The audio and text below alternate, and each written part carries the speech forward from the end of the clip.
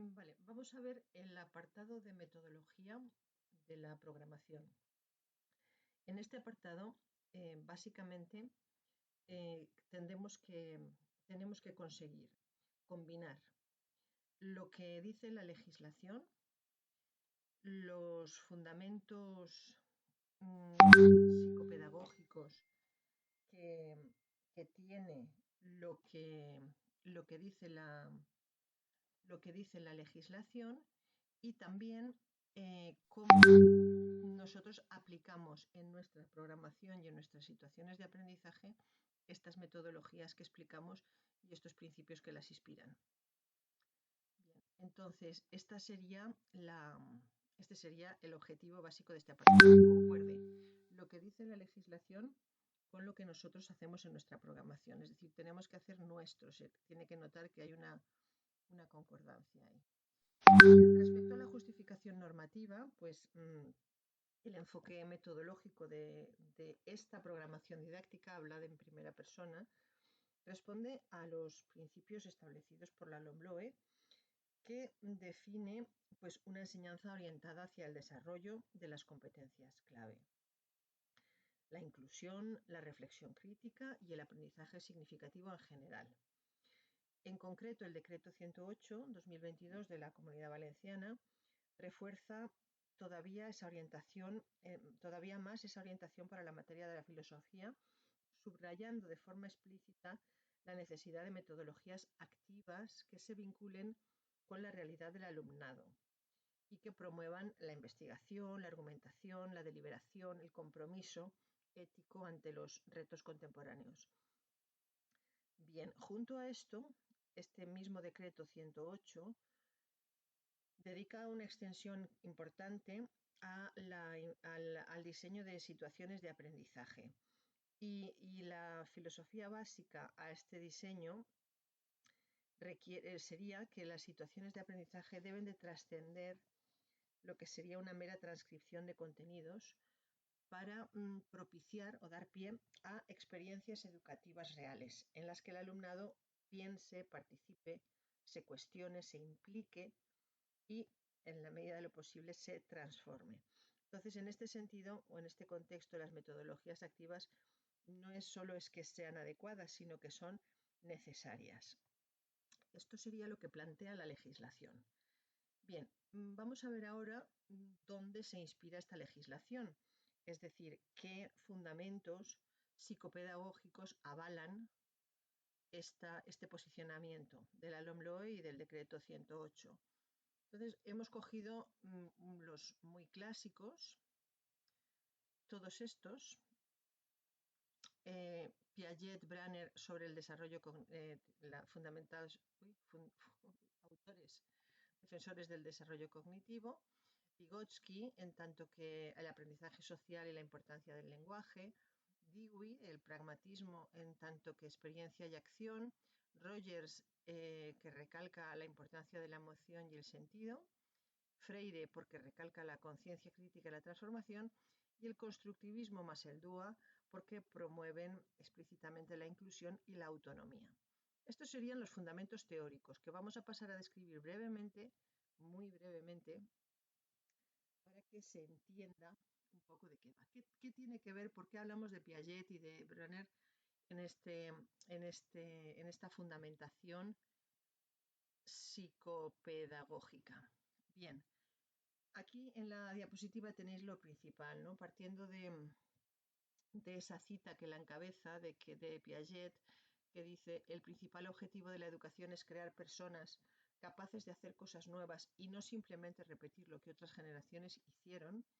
Vamos a hacer hincapié en estas tres cosas.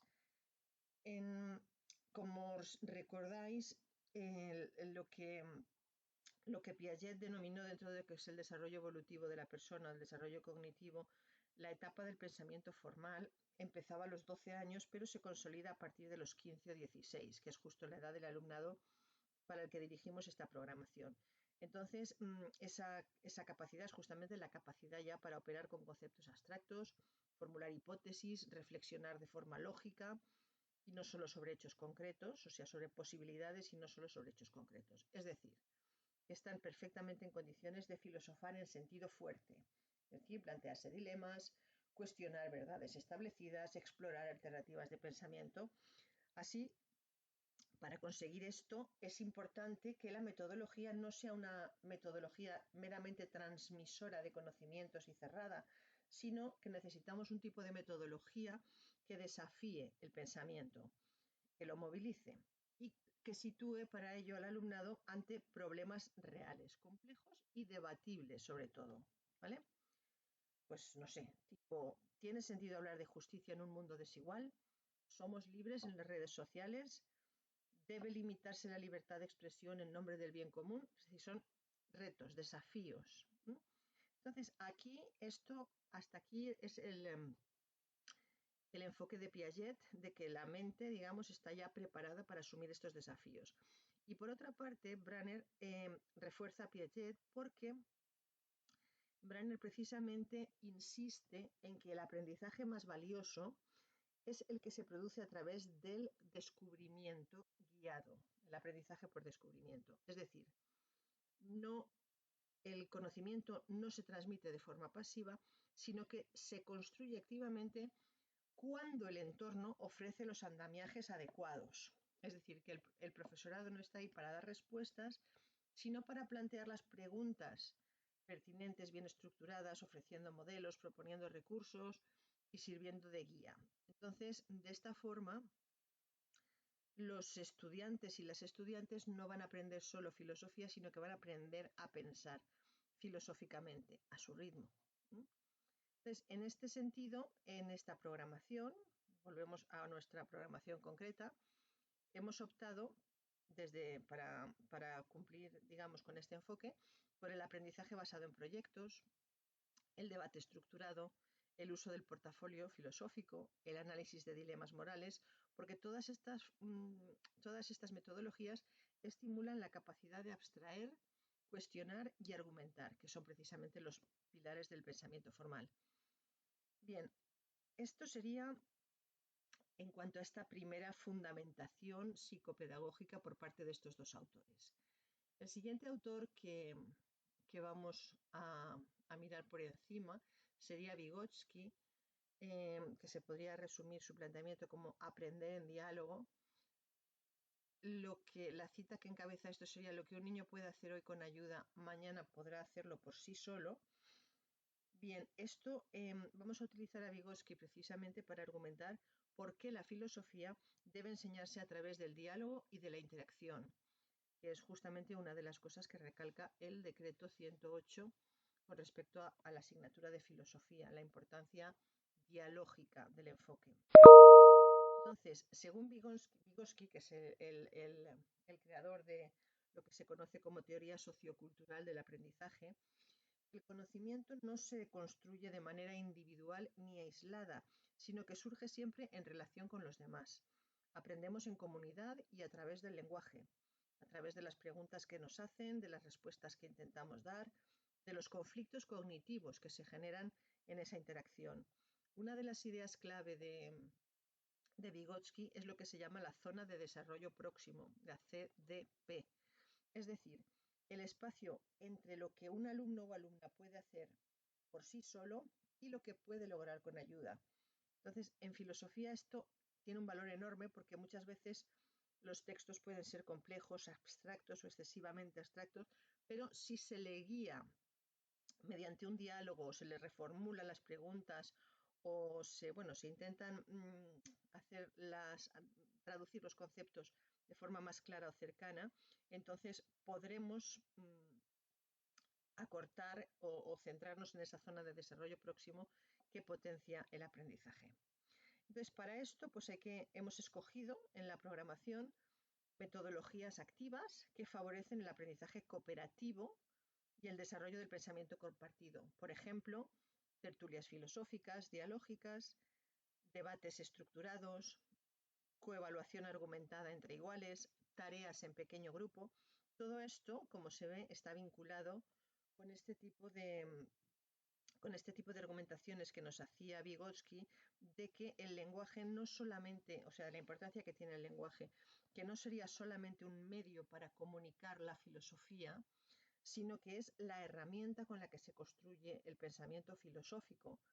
Entonces, mientras ellos debaten, reformulan, se preguntan unos a otros, justifican su punto de vista, están aprendiendo a pensar filosóficamente. Además, trabajando desde este enfoque, se permite incluir miradas diversas y voces diferentes. Es decir, que en este sentido coincide plenamente con uno de los valores esenciales de la filosofía, que es tener en cuenta la pluralidad de perspectivas. De esta manera, para cerrar ya, Vygotsky, el profesorado de filosofía debería de conseguir crear espacios de diálogo donde el pensamiento pueda construirse entre todos. Y este es el sentido de utilizar aquí estas metodologías activas a las que nos hemos referido. Bien, y si con Vygotsky el pensamiento se construye en diálogo, con el siguiente autor, que va a ser Dewey, representante máximo del pragmatismo americano, pues que podríamos ponerle como definición breve, pero bueno, que resumiría lo esencial: pensar es hacer, con esta frase tan conocida de Dewey que dice: la educación no es preparación para la vida, la educación es la vida misma. Bueno, pues aquí, que este sería el tercer fundamento psicopedagógico de las metodologías que queremos utilizar, pues este pragmatismo educativo lo que viene a decir es que el pensamiento no se activa solo cuando recibe una información, sino cuando las personas se enfrentan a problemas reales. Entonces es cuando nos vemos obligados a interpretarlos, elegir entre distintas opciones y justificar las decisiones. Por eso precisamente, o eso es precisamente lo que ocurre cuando trabajamos con metodologías como el aprendizaje basado en proyectos o el aprendizaje basado en retos. El alumnado no le vamos a pedir, no le estamos pidiendo que repita ideas de filósofos, sino que se convierte en filósofo porque se enfrenta a los mismos problemas con las herramientas del presente. Por ejemplo, si tuviésemos una situación de aprendizaje que hubiésemos titulado ¿qué haría Kant ante el cambio climático? Pues no se trataría, para abordar esto, de explicar la ética kantiana de una forma teórica, sino de analizar un problema actual, asumiendo una postura ética razonada y construyendo una propuesta de acción que parta del deber moral. En este sentido, nos podría servir para este doble o triple objetivo. Para Dewey, la educación defendía la educación como desde un enfoque profundamente democrático, porque entendía que el alumnado aprende a pensar mientras participa en la vida colectiva, a tomar decisiones, escuchar otras posturas, valorar las consecuencias. En este sentido, la filosofía sería como una especie de entrenamiento para la vida cívica, ética y comprometida. De esta manera, las situaciones de aprendizaje que hemos diseñado en la programación pues siempre pretenden vincular la filosofía con el mundo real del alumnado a través de la inclusión de dilemas éticos actuales, campañas de concienciación, proyectos colaborativos, análisis de la sociedad en la que habitamos, porque pues siguiendo un poco esta afirmación de Dewey que la educación es la vida misma, no una preparación para la vida. Entonces, preguntar, dudar, argumentar y actuar es lo que deberíamos de fomentar en clase para prepararles para una vida activa y crítica.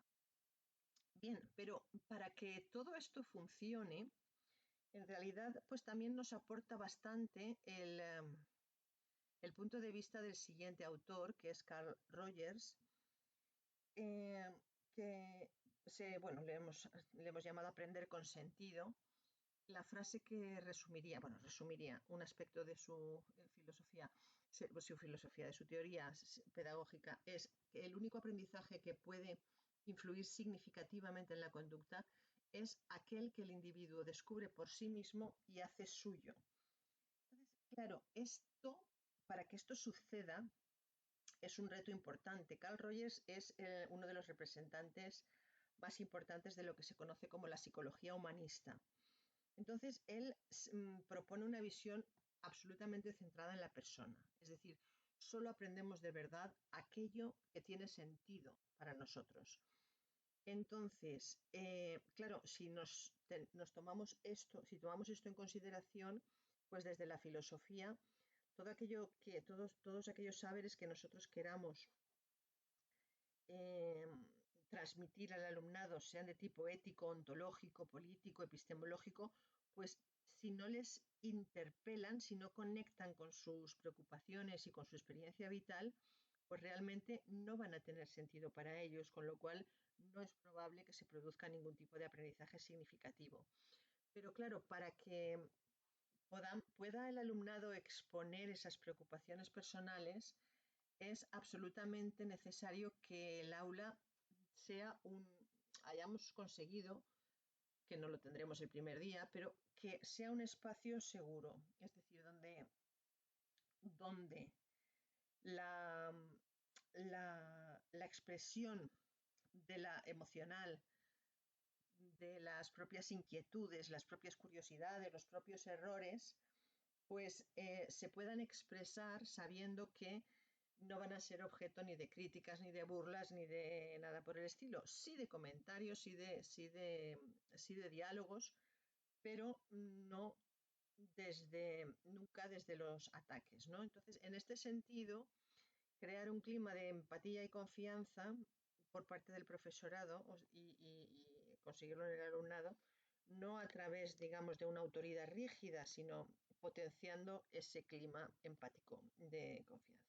Entonces, ese marco sí que permitiría que la filosofía se pudiera utilizar, pudiera servir como herramienta para el autoconocimiento del alumnado, para la construcción del sentido, la búsqueda de la coherencia personal. Todo ello sería muy posible que la filosofía llegara a provocarlo en el alumnado si conseguimos este entorno, este clima emocional seguro y de respeto hacia las distintas experiencias y opiniones. Este objetivo en nuestra programación vamos a intentar conseguirlo a través de metodologías activas como por ejemplo puede ser el portafolio filosófico, es un instrumento muy adecuado para esto porque le permite al alumnado registrar sus preguntas, sus dudas, sus reflexiones y sus progresos personales a lo largo del curso.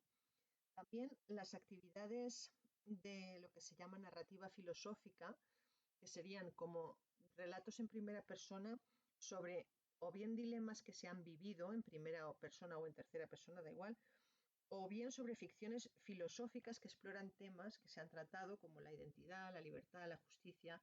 Entonces, estas actividades de narrativa filosófica son muy potentes también porque les permiten extraer sus preocupaciones más profundas. Y también los debates de tipo existencial, es decir, que permiten compartir preocupaciones filosóficas, existenciales, y donde no se discute tanto para ganar un argumento, sino para comprender mejor la propia postura y también para contrastarla con otras. En este sentido, siguiendo a Rogers, pues aprender no es solo conocer, sino transformarse un poco. Entonces, si la filosofía se vive como esta conexión con algo auténtico y personal, pues le permitirá un poco avanzar a cada uno en su propio pensamiento y en la construcción de su propia personalidad. Este sería lo que Rogers podría aportarnos. Y si Rogers nos lleva a este terreno del crecimiento interior, del autoconocimiento y del sentido, Paulo Freire, nos educa en otra, o sea, nos educa, perdón, nos incide o nos empuja en otra dirección contraria pero complementaria, que es justamente la de transformar el mundo exterior, el de comprometerse con la justicia o con la denuncia de la opresión. Es lo que se llama la pedagogía crítica. Entonces, por ejemplo, esta cita de Freire dice, enseñar no es transferir conocimiento, sino crear las posibilidades para su propia producción o construcción. Entonces, desde este punto de vista, con este planteamiento de Freire, con respecto a nuestra materia, con lo que mejor conecta, diríamos, es con con la dimensión ética, política y transformadora de la filosofía, porque educar en este sentido, como él nos propone, no sería transferir conocimiento solamente, sino crear las condiciones para que el alumnado piense el mundo, lo comprenda y sienta o no la necesidad de actuar sobre él. Entonces, según Freire, la educación no es neutra, no puede ser neutra, porque o reproduce lo establecido o ayuda a cuestionarlo. Entonces, si hay una materia, desde luego, que tiene intención y vocación de despertar la conciencia crítica y la capacidad de transformación, pues es sin duda la filosofía. Por eso nos viene bien el concepto que Freire utiliza de concientización, que lo define no solo como tomar conciencia, sino como desarrollar una mirada crítica sobre las realidades injustas y una voluntad de actuar sobre ellas. Entonces, en ese sentido, aprender filosofía no sería solo interpretar el mundo, sino intervenir en él desde el pensamiento ético y reflexivo. Por lo tanto, aquí la filosofía conectaría perfectamente con las competencias 5 y con la competencia 6 y las 7 también especialmente, porque desde este enfoque de Freire, la filosofía es precisamente una herramienta que puede analizar con rigor los discursos dominantes, visibilizar las exclusiones, entender el poder, defender los derechos humanos, proponer alternativas. Por todo ello, ¿cómo traducir esto en nuestras situaciones de aprendizaje? Bueno, pues con un tipo de actividades como tipo aprendizaje-servicio, por ejemplo, que son aquellas actividades en las que se trabaja o se intenta conectar el aula con entornos externos al aula, bien en el instituto o bien en otro entorno cercano. También actividades de análisis crítico del discurso, donde se pueden estudiar estereotipos en publicidad, en redes sociales, medios de comunicación, y debates ético-políticos en los que también pues, se invita a posicionarse filosóficamente sobre cuestiones pues, como racismo, migraciones, justicia social. En definitiva, Freire nos recuerda que la educación debe de estar al servicio de ese pensamiento crítico, de la potenciación de la libertad, la dignidad y la emancipación de las personas. Así pues, de esta forma, las metodologías activas no se entenderían como una moda, sino como una forma de entender la educación en este sentido. Es la filosofía, tal como nos indica también la normativa, tiene entre sus objetivos formar ciudadanos y ciudadanas capaces de cuestionar, resistir y proponer. Entonces, pues esto sería un poco este último pilar que fundamentaría las metodologías que estamos empleando. ¿Vale? Por eso el corazón, o sea, las metodologías activas no son para nosotros solamente un recurso, sino que son el corazón de esta programación, el punto central, porque con todo este planteamiento nosotros lo que estamos buscando es promover una actitud crítica, activa, reflexiva, inclusiva, que no solamente transmite conocimientos, que también, sino que forma sujetos pensantes, conscientes y comprometidos. Este sería el